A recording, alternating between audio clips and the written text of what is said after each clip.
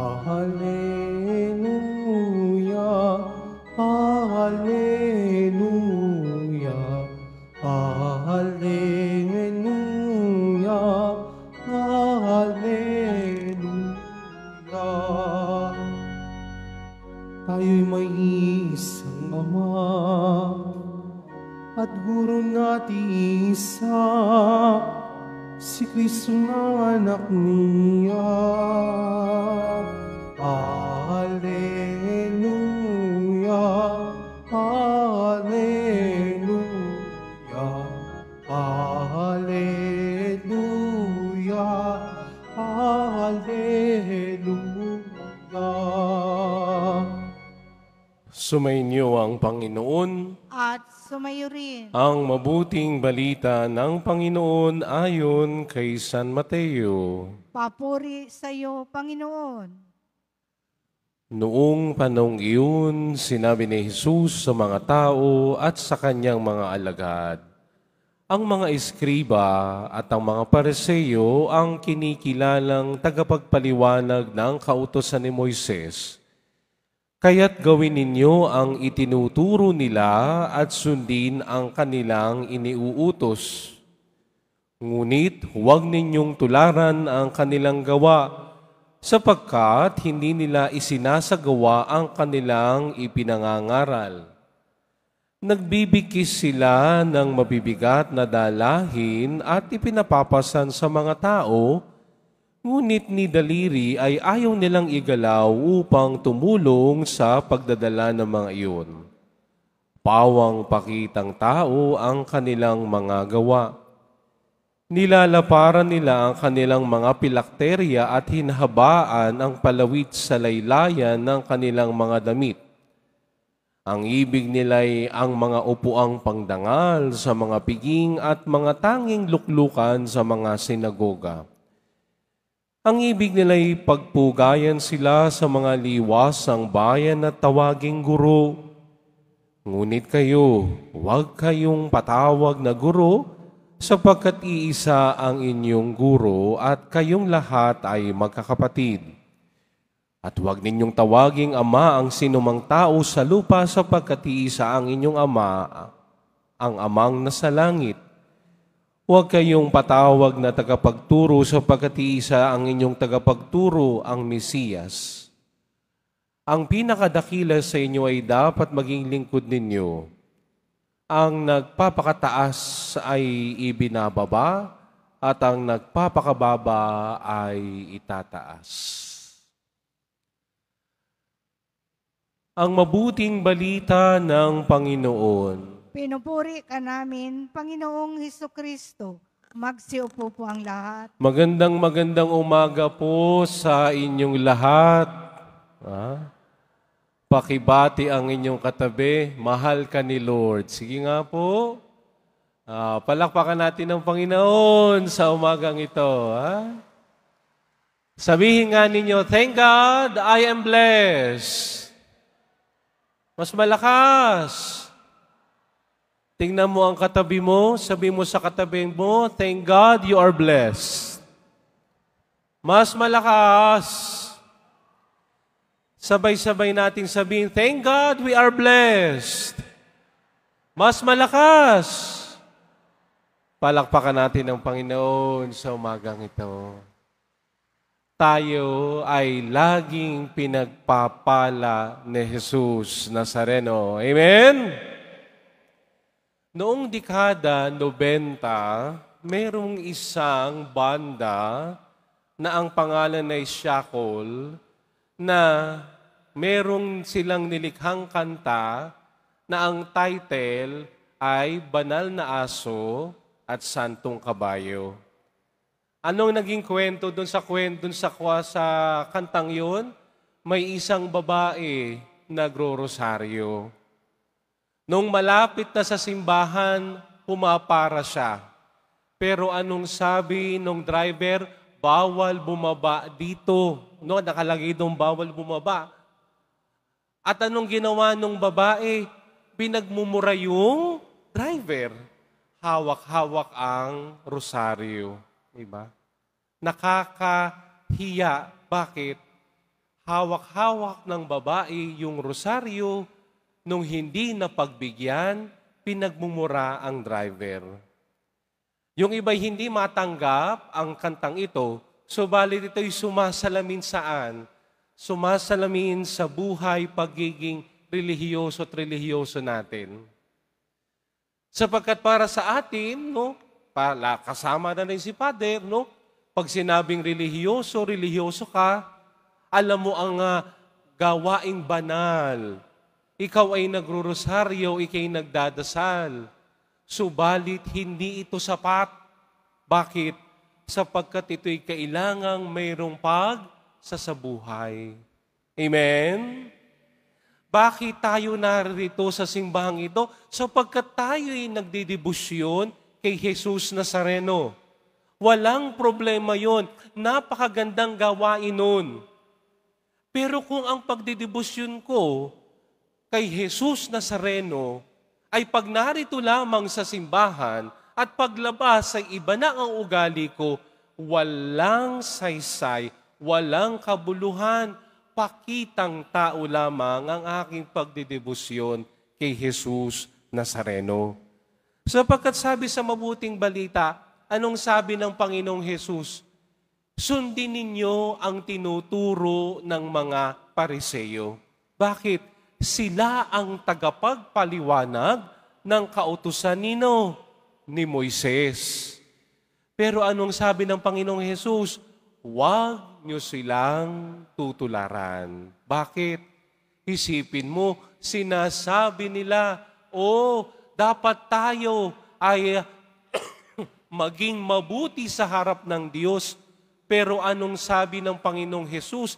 Nagpapabuhat sila ng mabibigat na pasanin at ni isang daliri ay hindi sila tumutulong. Ano pa ang sabi ng Panginoong Jesus? Pinahahabaan nila ang mga pilakterya nila para sabihin na sila ay nagninilay sa salita ng Diyos. Subalit pagdating sa kanilang pakikisalamuha sa mga tao, hindi mo nakikita. No? At ang gusto nila kapag sila'y iniimbita, doon sila sa pinakaunahan. Hindi kayo ha. Nasa pinakaunahan pag sila iniimbita. At kailangan pag dumating sila, kailangan magpugay. No? Sabi ng Panginoong Jesus, mga pakitang tao. No? Bakit? Sapagkat dito ay tinatapyas ni Jesus ang katagang entitlement. Ano yung entitlement, Father? Yung ikaw ay may sinasabi. No? Sapagkat dito ay binibigyang diin ng Panginoong Jesus.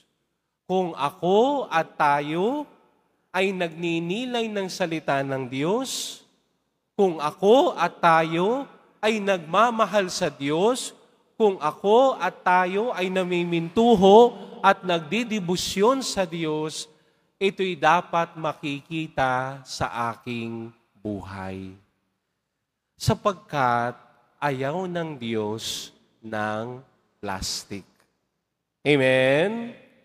Sinong gusto ng plastic, taas ang kamay? Wala. Bakit? Una, harmful sa environment. No? Pangalawa, kaya ayaw ng Diyos ng plastic ay dahil tayo ay nagtatago kung sino tayo. Yan ang hamon sa ating ngayong mabuting balita. Kaya nga sabi ng Panginoong Jesus, ang sino man sa inyo na gustong maging dakila ay kailangan maging lingkod ninyo. Ano ibig sabihin ito? Simple lang. Taas ang kamay ng mga deboto ng Jesus Nazareno. Taas ang kamay. Ayan. Ba't tayo tumaas ng kamay? Di ba kayo naligo? Ayan. Oh. Kung tayo ay mga deboto ni Jesus Nazareno, pues matuto tayong maglingkod nang hindi naghihintay ng kapalit. Bakit? Sapagkat ang halimbawa natin ay walang iba kundi sino? Kundi si Jesus Nazareno. Amen? Naghintay ba ng kapalit ang Panginoong Jesus? Hindi. Naglingkod siya sa abot ng kanyang makakaya hanggang sa kamatayan niya sa krus, naglingkod pa rin siya. Napakaganda ng unang pagbasa sapagkat narinig natin ang kwento ni Ruth. No? Ito yung isa sa pinakamagandang kwento na lagi kong binabalik-balikan. Bakit? Sapagkat si Ruth, hindi niya iniwan ang kanyang biyenan. Ruth never left her mother-in-law. Sapagkat sa kautusan ni Moises, kapag ang asawang lalaki ay namatay, ang babaeng asawa ay pwede nang umalis sa tahanan. Kasi wala na yung asawa niya. Pero anong ginawa ni Ruth? Hindi niya iniwan ang kanyang biyenan. Ang ganda ng sinabi ni Ruth, kung babasahin po natin ng buo, anong sabi ni Ruth sa kanyang biyenan? Kung saan ka pupunta, sasamahan kita. Kung sino ang magiging Diyos mo, yan din ang magiging Diyos ko. Kaya anong nangyari? Itong si Ruth na doon sa bukirin ni Boaz. At dahil nga si Ruth ay sila ay mahirap, hindi sila pwede magtrabaho doon.